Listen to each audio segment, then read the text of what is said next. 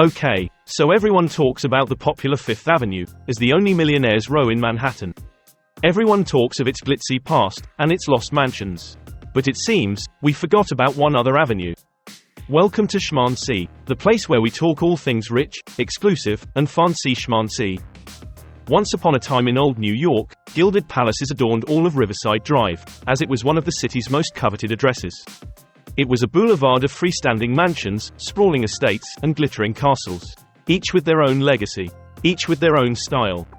Unlike the millionaires on the cramped Fifth Avenue, the West Side's Riverside Drive had plenty of room for spreading out. And spread out they did, all the way up to the tip of the island. Today, we are taking you through some of the most jaw-dropping, most eye-popping properties that once stood on this formerly suburban side of town. And though we will only have scratched the surface, you will be left speechless at what we found. So without further ado, here are our top 10 lost mansions of Riverside Drive. Number 1. The Charles M. Schwab House. At the height of New York's Gilded Age, this fairy tale castle took up an entire city block between 73rd and 74th Streets. It is probably the most famous of the lost mansions, simply because by now, everyone and their mother has done an article or video on it. The opulent mansion that was at the time known as Riverside was completed in 1906 for steel tycoon Charles M. Schwab and his wife Rana. Not to be mistaken for the financier Charles R. Schwab, as they are not even closely related. Formerly president of both Carnegie and U.S. Steel, Charles M. Schwab later became the founder of Bethlehem Steel. With the exception of Carnegie and Frick's mansions on Fifth Avenue, his roomy French chateau perfectly outshined all the other Fifth Avenue mansions of his day. It had 75 rooms, all adorned in period furnishings and expensive artwork, 6 elevators, a bowling alley, a massive pool, a gym, a grand pipe organ, lush gardens, and a tower with panoramic views of the river. After losing his entire fortune during the Great Depression, Riverside went from a luxurious estate to a massive burden, overnight.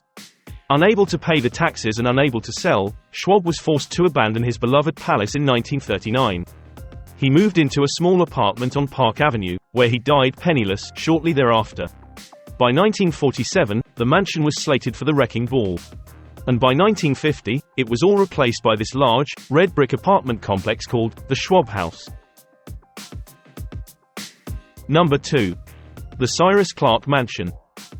Next up is this beautiful French Renaissance and Romanesque mansion that sat on a property taking up of the width of the block, between 89th and 90th Streets. The mansion was constructed in 1890 for community leader Cyrus Clark and his wife Julia. It featured a beautifully tiled roof, balanced by 2 towers, mini dormers, multiple porches, and balconies giving spectacular views of the river. Known as one of the prettiest homes on the Strip, the Clarks were sure to host their children's wedding receptions on the premises. As one of the biggest advocates for the Upper West Side, Cyrus Clark is known as the father of the Upper West Side. By 1897, after winning multiple campaigns for his beloved Riverside neighborhood, Cyrus Clark sold off the southern half of his plot to a wealthy widow, by the name of Elizabeth Clark. She would soon build her own mansion on this plot. Shortly thereafter, he sold the actual mansion to another wealthy widow named Mary Swain Parsons. The home would eventually end up in the hands of developers. But more on that to come. Number 3. The Elizabeth Clark House. Sharing the block with the Cyrus Clark Mansion was this elegant Georgian mansion, which served as the residence of Elizabeth Clark. She was a wealthy widow, with ties to Singer sewing machine riches, and a vast real estate portfolio, including the Dakota on 72nd Street. In 1897, as one of the wealthiest widows in the country, Mrs. Clark was the one who happily bought up the southern half of Cyrus Clark's property, so that she could build herself a spectacular mansion.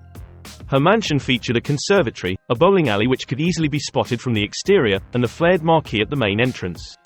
Shortly afterwards, Mrs. Clark would remarry to a wealthy and prominent New York bishop, and the couple lived there until her death in 1909. Her son Frederick inherited the mansion after her death, and in 1912 he sold it to Mr. William Barnard, who presided over the International Salt Company, for an estimated $850,000. Barnard would eventually also purchase the beautiful Cyrus Clark property next door. And by 1922, he sold both properties to developers for a whopping $1.25 million. The developers wasted no time tearing down the 2 mansions. And by 1925, they were replaced with this most breathtaking apartment building, which still stands today. Number 4. The John H. Matthews House. Now, across the street from Cyrus Clark's house at the opposite corner of 90th Street, was this stunning shingle-style mansion.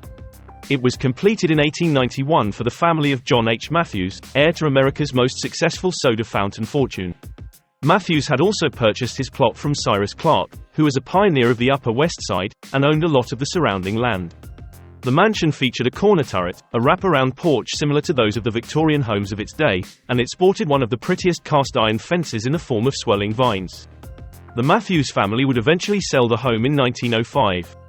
It would change hands several times, until 1921, the year it finally succumbed to well-meaning developers. The same developers who had it demolished and replaced with this fabulous apartment building. Number 5. The Dolger Mansion.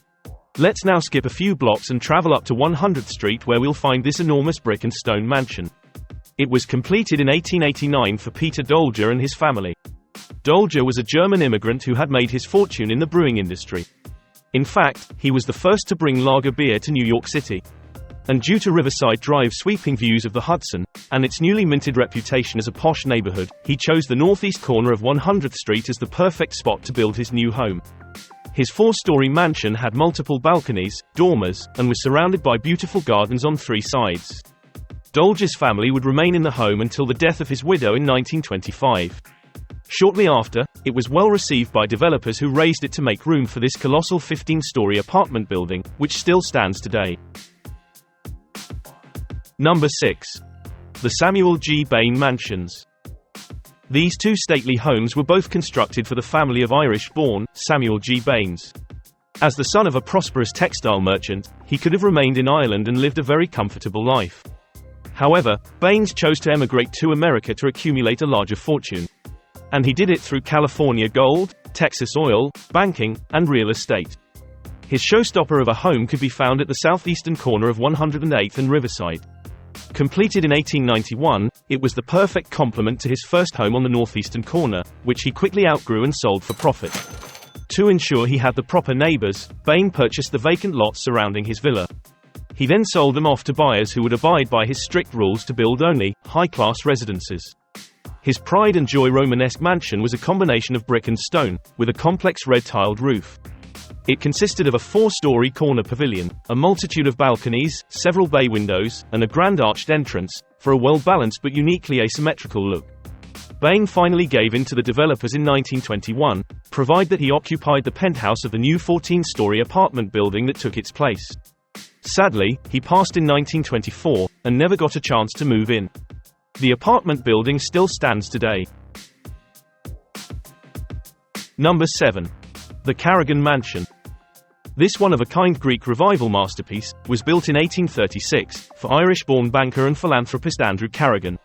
Located at the northeast corner of Riverside and 114th Street, it was his grand country estate, as Upper Manhattan at the time was mostly farmland, and a pastoral escape for wealthy New Yorkers. The mansion featured a refined semicircular portico, tall stately windows, and being well set back from the street, it had an extensive front lawn. Unlike most of the Riverside mansions with shelf lives of less than 40 years, the Carrigan Mansion managed to stand for a record 76 years before being torn down. Its final owner, Althea Ward Rudd, sold to developers in 1910, and by 1912, we had in its place this amazing apartment building called the Hamilton. Number 8. The Paterno Castle. We've now arrived at Riverside and 185th in Washington Heights. And right past the George Washington Bridge, on a bluff, is what used to be a majestic 7-acre feudal estate that once belonged to a native Italian doctor and real estate tycoon, Charles Vincent Paterno.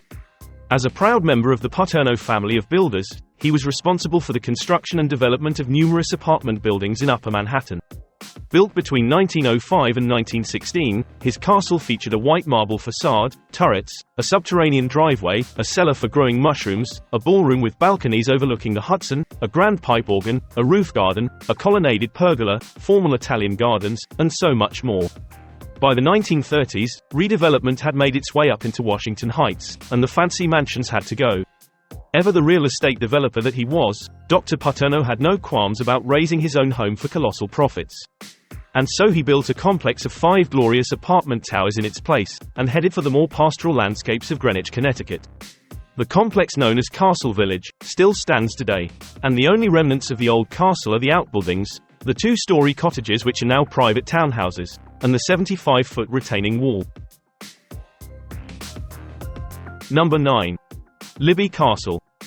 Continuing on up to 196th Street, we'll stop at one of the highest points in Manhattan.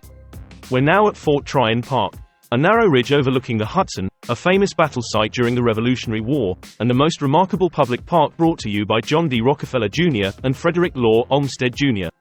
However, before it was a park, it was the location of several distinguished estates, including the old Libby Castle. The first of the castles in the sky to arrive in Washington Heights, Libby Castle was completed back in 1855 for wealthy importer August C. Richards. With its medieval turrets, massive stone walls, and acres upon acres of picturesque views, it's no wonder that for decades, it stood as the most prominent structure on the northern Manhattan skyline. After Richards, came a string of unforgettable owners. They include a Union Army general named Daniel Butterfield, a notorious criminal by the name of Boss Tweed, the department store titan A.T. Stewart, his business partner William Libby, former New York Mayor Hugh J. Grant, and its final owner John D. Rockefeller Jr. In the years after acquiring the estate, Rockefeller opened the castle to an all-boys choir, for practice. But sadly, Libby Castle's unique history failed to keep it from being demolished in 1939, to make way for the new Fort Tryon Park. Number 10. Tryon Hall. Cornelius K.G. Billings was a retired businessman from Chicago, who moved his family to New York to devote time to the equestrian lifestyle. In 1903, he quickly fell in love with Fort Tryon and all of northern Manhattan, thereby purchasing 25 acres from the owners of the Libby estate, to build his horse stables, and an elaborate Louis XIV mansion. Tryon Hall, otherwise known as the C.K.G. Billings estate, was another one of those estates perched high up on Fort Tryon, right next door to the Libby Castle. Completed in 1907, it consisted of a casino, a two-story squash court, a bowling alley, a heated indoor swimming pool, an interior courtyard, formal gardens, and a zigzagging driveway that gave direct access to Riverside Drive, which was 250 feet below. The driveway which cut into the bedrock came with a Roman-style retaining wall and a very distinct arched viaduct. As a man of many options, Billings eventually became bored with Tryon Hall. By 1917, when John D. Rockefeller Jr. came knocking with an offer for the property, he had no compunctions about it becoming a public park. Rockefeller's intention was to turn the mansion into a museum in the park. Sadly, by 1931, when Rockefeller started working on Fort Tryon Park, the Billings Mansion had burned to the ground years prior, leaving only the old gatehouse near the park entrance, and its famous driveway, as remnants of its forgotten past. And for sticking with us till the very end, we'll throw in a bonus. This showstopper was not exactly on Riverside Drive, but at the uppermost tip of Manhattan, in a neighborhood New Yorkers today call Inwood.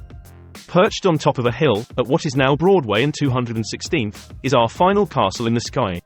The Seaman-Drake Estate. It was an all-marble Italianate villa constructed in 1855, for wealthy merchant John Ferris Seaman and his brother James.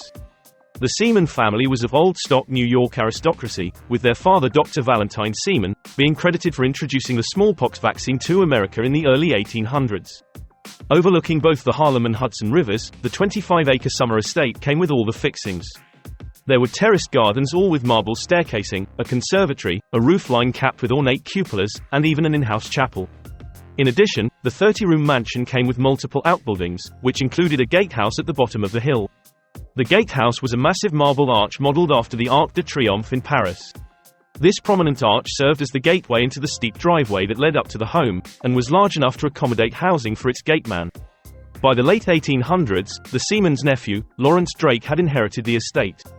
He would sell it to the Suburban Riding and Driving Club, who made it into their headquarters. And for a time, it was the private playground of New York's elite. By 1906, the estate was owned by Thomas Dwyer, a prominent builder who constructed a wing of the Metropolitan Museum of Art, among other New York landmarks. Dwyer eventually sold the property to developers in 1938, the same developers who raised it, to make way for the new 400-unit housing complex called Park Terrace Gardens. The arch, however, still stands today, and can be seen lurking, behind an auto body shop, on Broadway and 216th Street.